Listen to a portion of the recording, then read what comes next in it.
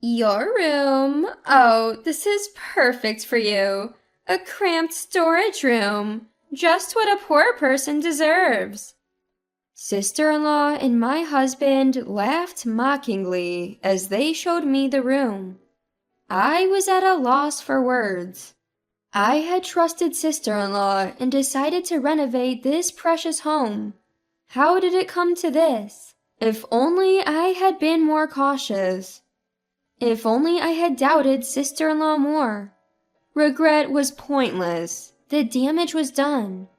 But this isn't my fault. It's all on sister-in-law who deceived me. I don't need to live with sister-in-law and my husband like this. I decided to take matters into my own hands. My name is Sissy, a housewife in my 40s. I live with my husband and sister-in-law.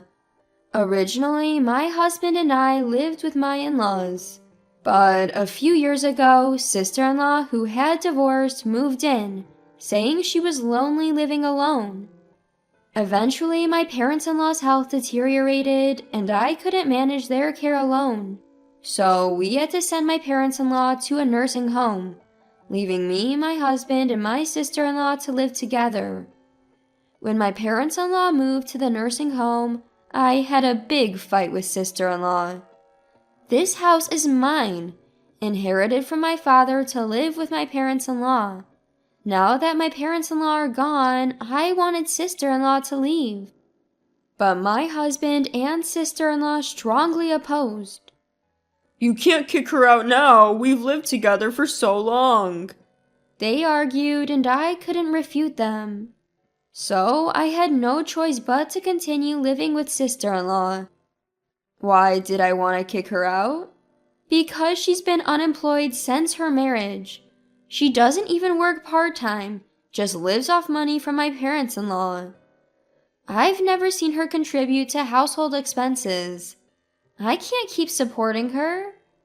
That's why I wanted her to leave and become independent. But my husband didn't take kindly to me wanting to kick out a sister. Our relationship worsened after that incident. I blame it all on sister-in-law. If she were a decent person, things would be different.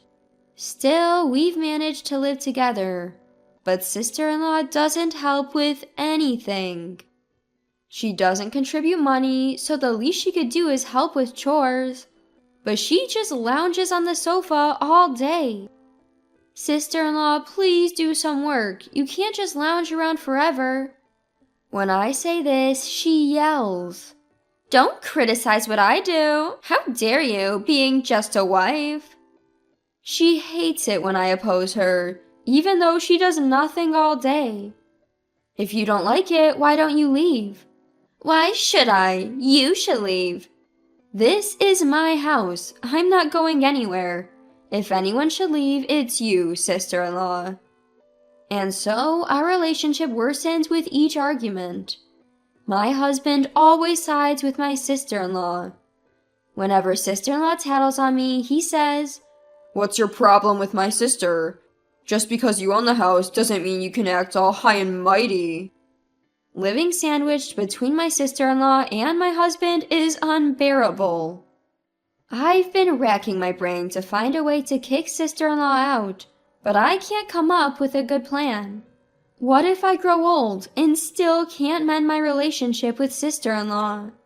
What if I have to keep putting up with her unemployment? The thought keeps me up at night. My husband sides with sister-in-law, so I have no one to confide in, and my mental health is deteriorating. I thought about consulting my parents-in-law, but ever since hearing they were enjoying their retirement, I hesitated to burden them with my problems. One evening at dinner, sister-in-law said, I have something to discuss. I braced myself for bad news, but sister-in-law suggested renovating the house. The house, inherited from my father, was showing its age and had some issues. I had been meaning to fix it, but hadn't found the time. When I told sister-in-law, she said, Leave it to me, and offered to find contractors. Sister-in-law had never shown initiative before, but knowing she was thinking about the house changed my perspective. Maybe this was an opportunity for her to reconsider her actions. So I entrusted the renovation to sister-in-law. At first, I kept an eye on her, but things started to look suspicious. She found contractors that were suspiciously cheap or known for shoddy work. When I questioned her commitment, she fake cried and complained to my husband. He misunderstood and scolded me, saying, "How could you treat my sister like that when she's trying to help?" From then on, anytime I confronted sister-in-law, she threatened to tell my husband. He started to view me negatively and would scold me without even listening. I thought about canceling the renovation, but was met with strong opposition from both sister-in-law and my husband. Your precious home may be in serious trouble if things continue like this. I continued to work hard, even as new worries piled up.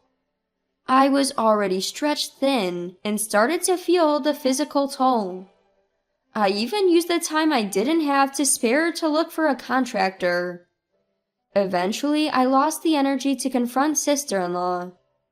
When she suggested sketchy contractors, I'd say, "If you think it's fine, then it's fine."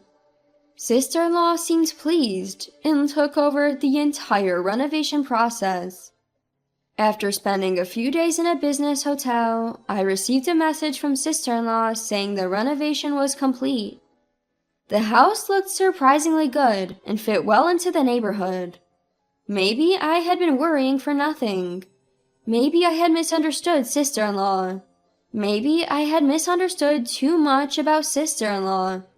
In reality, she's a nice person if you talk to her properly, so maybe we've just kept running into each other. I decided to mend our relationship. Let's try to make progress little by little. And walked down the new hallway. "Sister-in-law, where's my room?" I was tired from the hotel stay and wanted to rest. Sister-in-law stopped in front of a storage room. "Your room? Ah, this is perfect for you. A cramped storage room. Just what a poor person deserves." Saying that, sister-in-law opens the door. She opened the door to reveal a small, dim room. I saw my husband laughing out of the corner of my eye. He must have known this would happen. "You think I'd let a wife like you have a decent room? You're such an idiot." Sister-in-law laughed. My husband joined in. I was at a loss for words. Why did I ever agree to the renovation? If I had been more cautious, if I had doubted sister-in-law more, this wouldn't have happened. I regretted letting them have their way with the house my father gave me, and resentment towards sister-in-law and my husband surged within me. I felt foolish for thinking we could reconcile. Sister-in-law and my husband were hopeless. "Fine, I'll leave then," I said and turned around. My sister-in-law and her husband tried to stop me, looking panicked by my unexpected move. Hey, you're just gonna walk out on your home like that? This is your family home, isn't it?" "Yeah, if you leave, this house will be ours, fair and square." "What are you talking about? If I leave, I'm selling the house." Hearing this, both of them gasped in disbelief. Unbelievable. They didn't even understand something so basic. This house was bought by my father and passed down to me. I'm the legal owner. It's my call whether to sell the house or not. I have no reason to own a house I'm not living in, so selling it is the obvious choice. "You can't just do whatever you want. What about our lives?"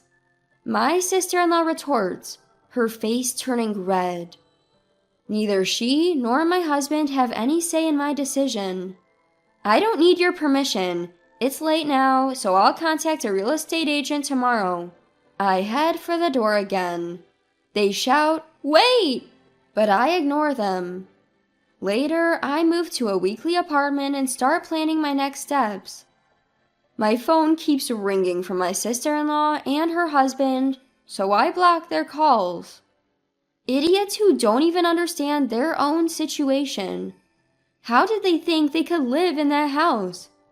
Did they imagine my parents-in-law bought it for them? My parents-in-laws aren't wealthy. Even if they passed away, they leave only a small inheritance. Despite this, my foolish sister-in-law and husband seem to be under some delusion. This is a good opportunity to set them straight. I'll teach them who's making their lifestyle possible. Determined, I move on to my next steps. The next day, I go to a real estate agency to get the house appraised. But they're fully booked, so it'll be a while before anything happens. I decide to go back home to update my sister-in-law and husband. When I get there, the house is a mess. Trash is scattered everywhere, from the entrance to the hallway. Among the trash are clothes and daily necessities. The living room door won't even open, because it's blocked by a mountain of garbage. Just yesterday, the renovation was completed, and now it's a mess. I force open the door and step into the trash-filled living room. I see my sister-in-law slumped on the sofa. Sister-in-law, what are you doing? She jumps at the sound of my voice. When she realizes it's me, she clings to me as if I'm her savior. I'm really sorry about yesterday. We didn't appreciate all you've done and said terrible things, but we didn't mean it. We were just jealous because you're so perfect. We always appreciated you and believed you'd come back. Let's work together from now on. Her words are too convenient to be true. I can only look at her with disdain. We can't do anything without you. Look how dirty the house got in just one night, she says, looking around disgustedly. When we lived together, I did all the housework. Neither of them ever helped, especially with cleaning. If I didn't clean, they'd just leave the rooms messy. But I had never felt this disgusted before. If two people are this good at trashing a house, it's no wonder I felt so drained from housework. I sigh at my sister-in-law's attitude and their inability to clean, and she timidly says, "Sissy?" Ignoring her, I say, "We'll talk when my brother gets home," and start cleaning the house for the last time. A few hours later, my husband returns from work. By then, the house is mostly clean, and both of them applaud, saying, "Impressive." I can only shake my head at their incompetence, but at least there's a place to sit now. I motion for them to sit. Then I slam a paper on the table. Their faces turn pale when they see it's a divorce application. Wait, Sissy, this is a joke, right? You're not planning to abandon us? Yeah, how will we survive without you? Both my sister-in-law and husband cling to me. Ridiculous, after treating me so poorly just yesterday. I'm sorry, but I don't have time to maintain a house or do chores for people like you. Don't say that. We've been getting by together, haven't we? We managed until now, but I've reached my limit. I'm done with both of you. Let's end this. I urge them to sign, but my husband refuses. My sister-in-law also tries her best to stop him, saying, "Don't sign it." If you don't agree, I'm considering taking this to court. Is that okay? Finally reaching their limit, my sister-in-law starts apologizing profusely. I'm really sorry. I apologize for how we've acted. Please don't divorce us or take us to court. Don't abandon us. She pleads, tears streaming down her face. My husband also starts apologizing deeply. But my decision was unshakable. After that, we continued divorce negotiations through lawyers. Eventually, they gave in and we divorced. Because of their treatment of me, it was a fault-based divorce, and I received compensation. I successfully sold the house, and they were left homeless, wandering the streets. My ex-husband even quit his job due to the scandal and the shock of losing the house. Now, he and my former sister-in-law are scraping by, living in an old apartment and working part-time. My former parents-in-law finally learned about their actions and cut ties with them. They're struggling on their own now. As for me, I was able to sell the house for a higher price than expected and use the money to rent a decent apartment. Now I'm enjoying a comfortable life, working from home. Living alone after so many years was initially challenging, but it became incredibly comfortable to my own surprise. After spending so long serving others, I want to live kindly for myself from now on.